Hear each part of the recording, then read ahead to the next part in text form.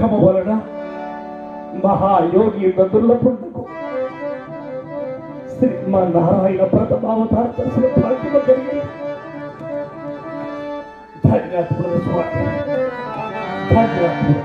అర్జున, ఇప్పటికైనా మరి ప్రథమ జన్మ కలిగిన కదా, పరిపూర్ణముగా కలిగినదయ్యా.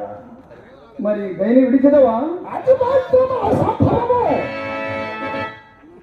ఓ మధుసూదన, మీ అవతార సందర్శనానంతరము నాకు సమరాచారం అధికమవుతున్నదయ్యా.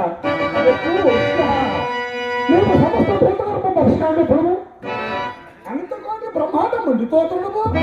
నీకు ఇలా చరాచర పరిణము